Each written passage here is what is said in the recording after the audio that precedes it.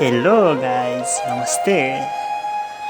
म चाहिँ आज हिमाल पारीको जिल्ला भनेर चिनिने मुस्ताङको भिडियो छोटो लिएर आएको छु। कस्तो लाग्छ हजुरहरूलाई? लाइक, कमेन्ट, सब्सक्राइब गर्न नभुल्नु होला। साँच्चै नै हिमाल पारीको देश भनेर, जिल्ला भनेर चिनिने हाम्रो मुस्ताङ कति रमणीय छ है। हावा पानी, त्यहाँको चिसो हावामा कति आनन्द आउँछ हामीलाई यार। जति हेरे पनि नअगाउने यो हाम्रो मुस्ताङ।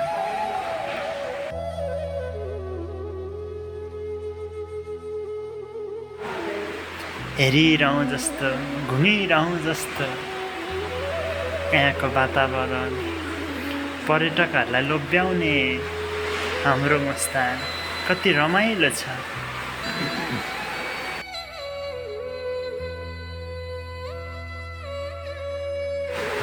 एकपल्ट आउनै पर्ने मुस्ताङ। आउँदाखेरि बाटोमा केही अप्ठ्यारो बाटोहरू नि प्रहार गर्नुपर्नेछ, तर अप्ठ्यारो बाटोहरू प्रहार गर्दै कति रमणीय दृश्यमा पुग्न सकिन्छ गाडीको यात्रामा। साँच्चै म चाहिँ जोमसोम बजारसम्म त्योभन्दा अगाडि जान सकिनँ। धेरै कारणवश फेरि आउँदा बिना सबै ठाउँ जाने कल्पना गर्दै आज यसपल्ट चाहिँ यही बाटोमै फर्किँदैछु। कस्तो लागिरहेछ साथीहरूलाई?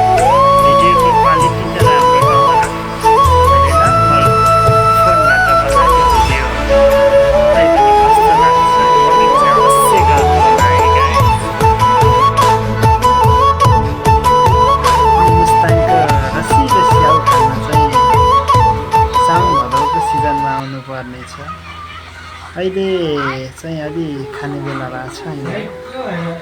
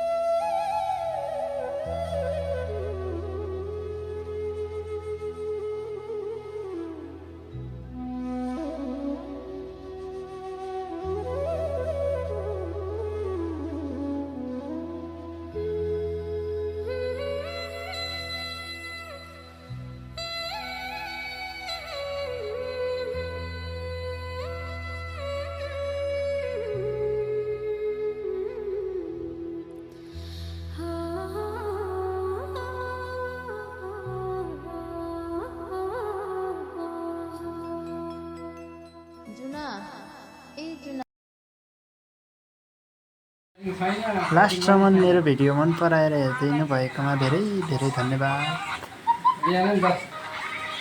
फेरि पनि यस्तै रमणीय ठाउँहरूको भिडियो लिएर आउने नै छु। हस्त नमस्ते। यो कार्यक्रम त्यो चलाएको होइन क्या हो जुकुलाइले नि सरी 10 बजेसम्म सुत्ने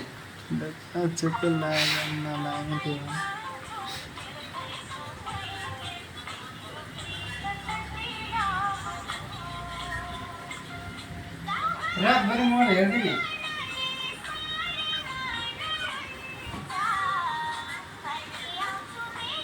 के गर्नु हेरौँ न।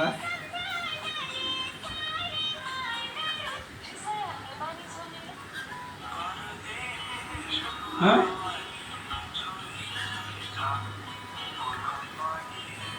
हराउन नि मलाई ठिक लाग्छ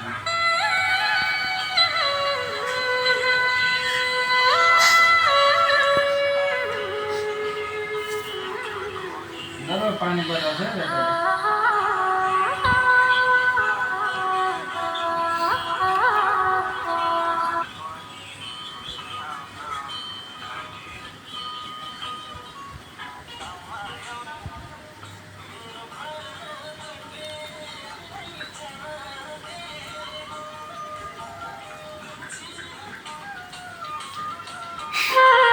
हेलो गाइस, नमस्ते। म चाहिँ आज हिमाल पारीको जिल्ला भनेर चिनिने मुस्ताङको भिडियो छोटो लिएर आएको छु। कस्तो लाग्छ हजुरहरूलाई? लाइक, कमेन्ट, सब्सक्राइब गर्न नभुल्नु होला। साँच्चै नै हिमालपारीको देश भनेर, जिल्ला भनेर चिनिने हाम्रो मुस्ताङ कति रमणीय छ है। हावा पानी, यहाँको चिसो हावामा कति आनन्द आउँछ हामीलाई। जति हेरे पनि नअगाउने यो हाम्रो मुस्ताङ।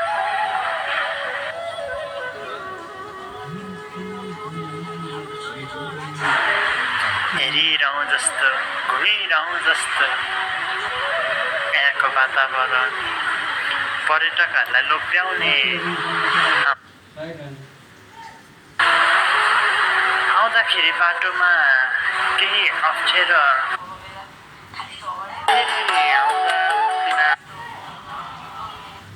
सबले जाउँ हाँ किन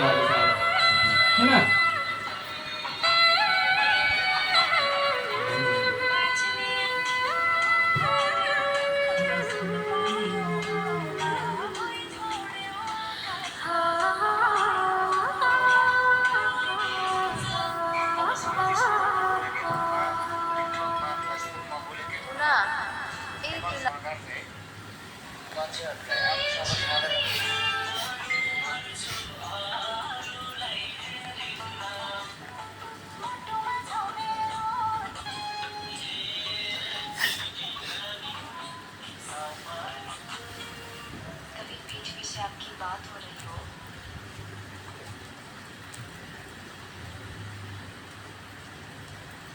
ना एक चलो हाँ जान्छ ना